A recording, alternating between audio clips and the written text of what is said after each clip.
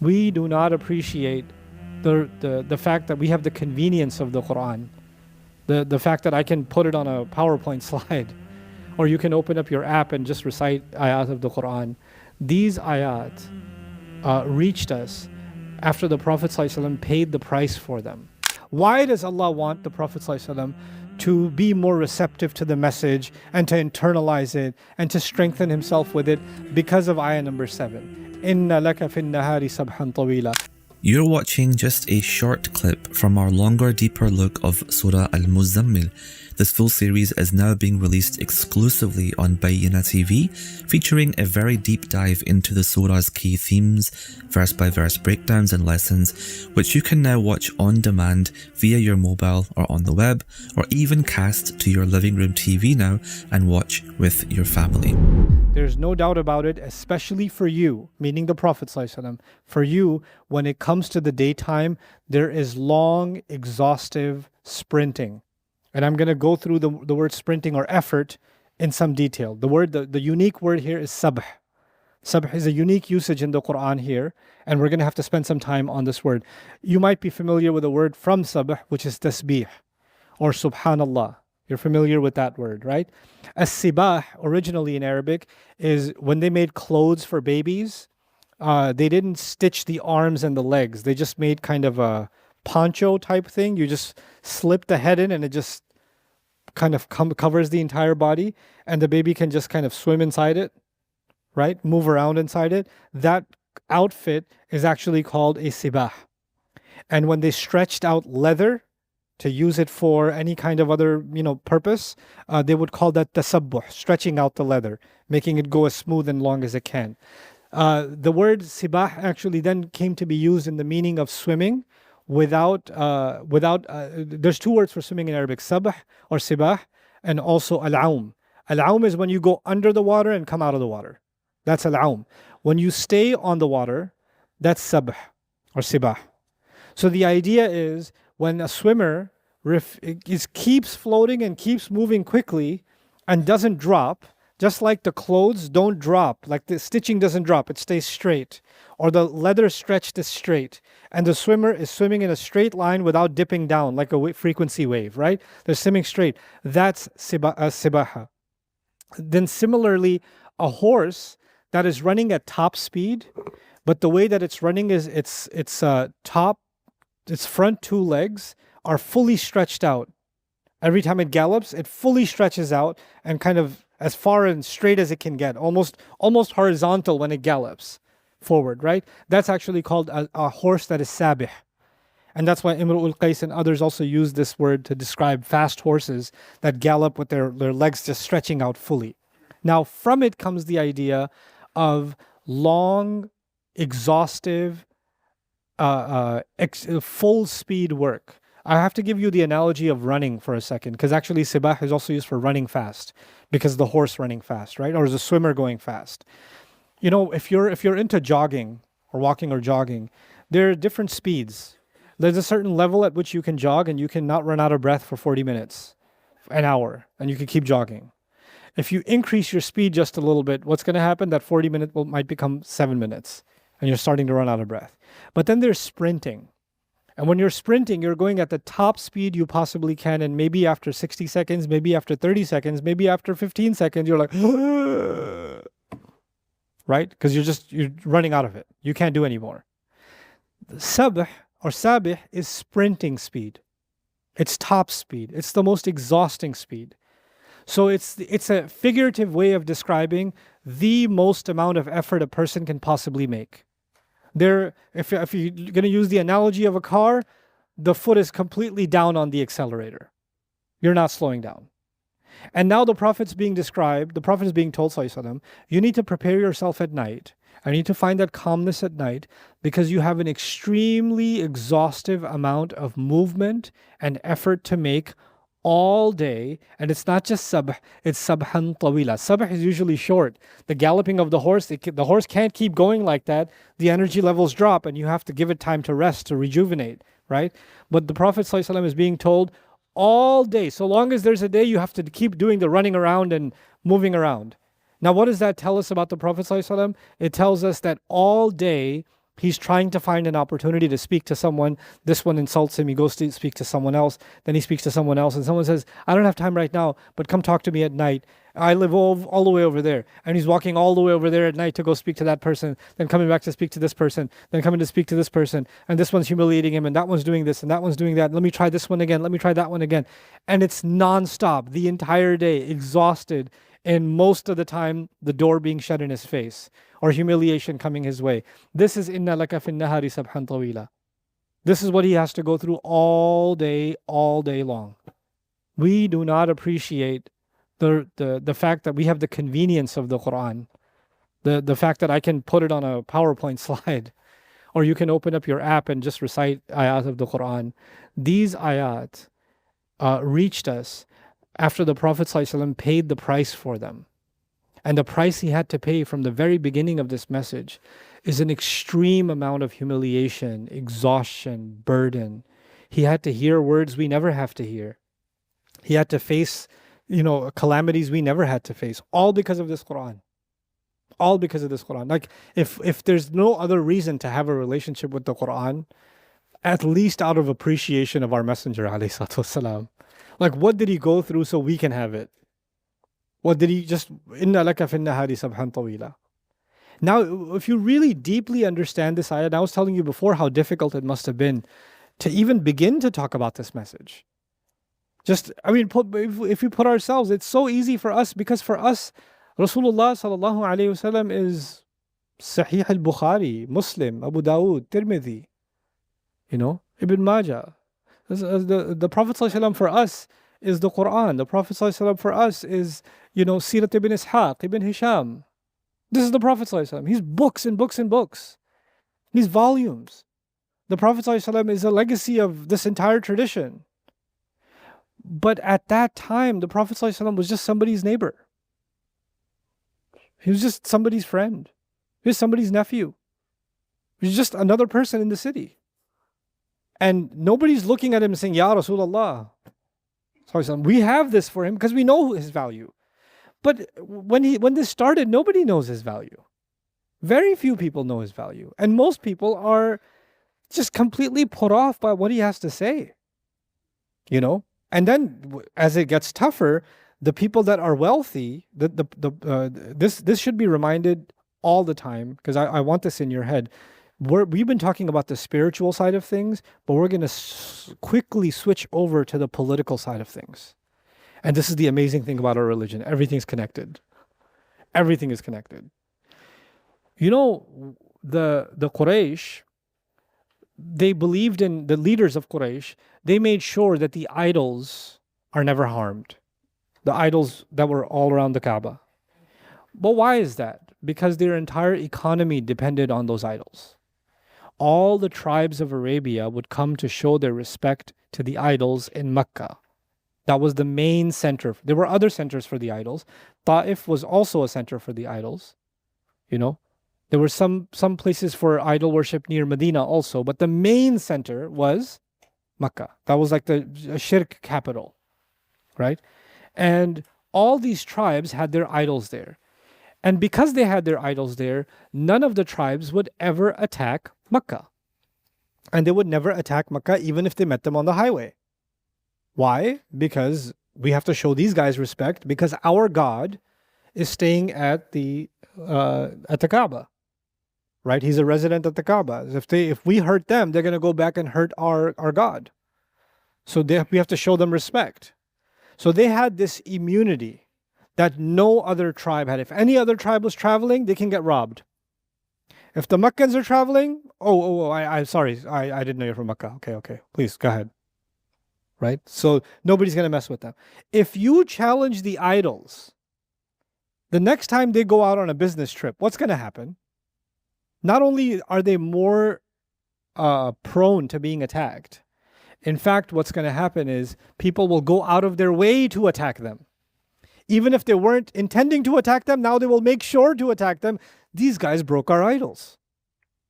You understand? And it's not just one group that will attack them. All of them will attack them. And the other thing is, because they don't get attacked, and they have rihlat ash-shita'i was-sayf, they have more money than all the other tribes. And if it's fair to attack them, oh my God, they're the juiciest target because they have the most money. So the ones that are going to get attacked more than anybody else is them. So for them, shirk is not about religion. Shirk is about economics, and you can call it national security. It's about economic policy. That's what shirk is about.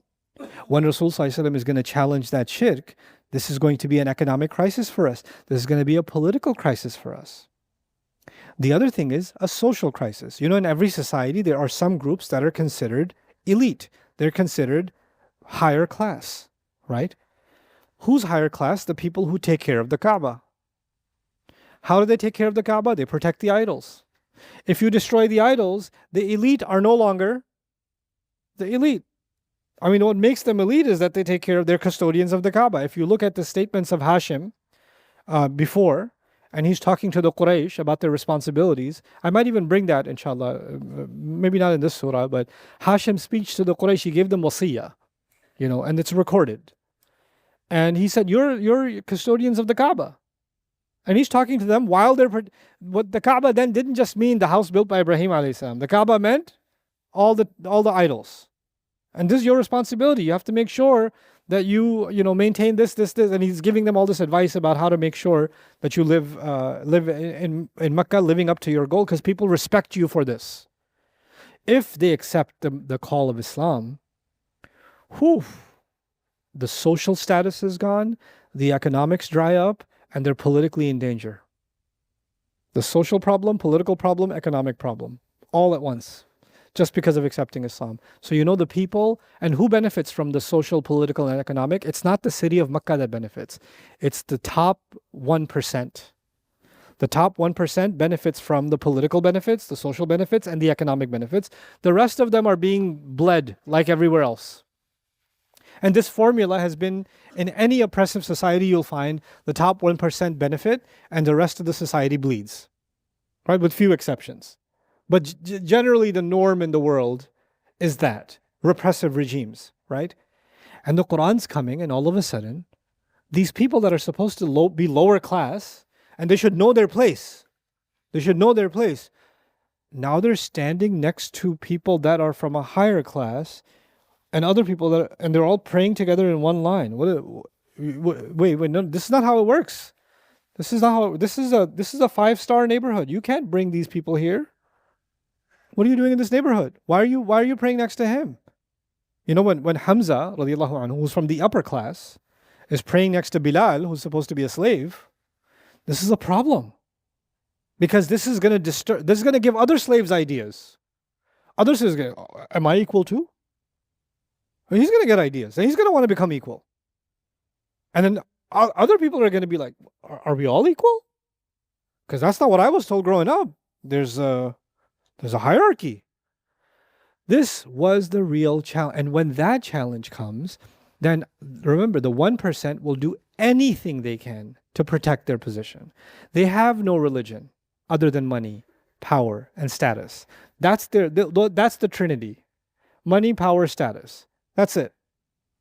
If you challenge their money, if you challenge their power, or if you challenge their status, they will do anything to hold on to those three things. Anything.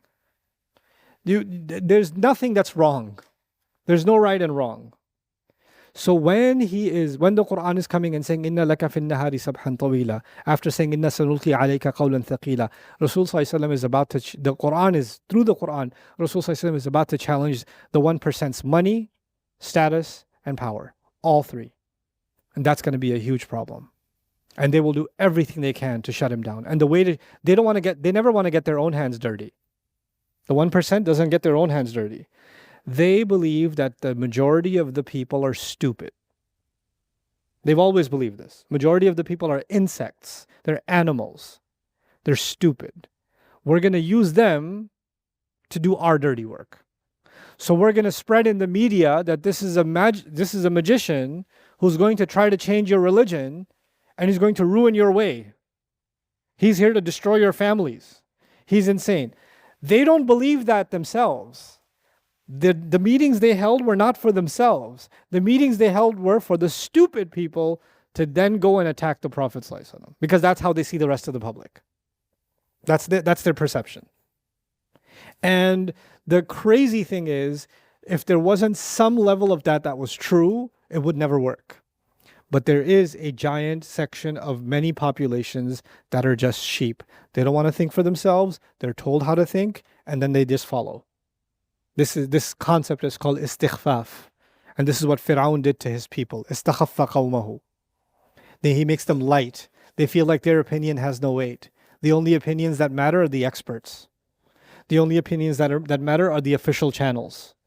If the elite say something, if the powerful say something, then it matters.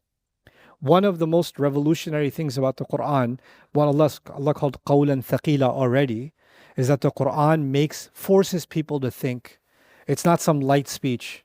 It makes you a thinker. It makes you critical. It makes you look at reality for what it is.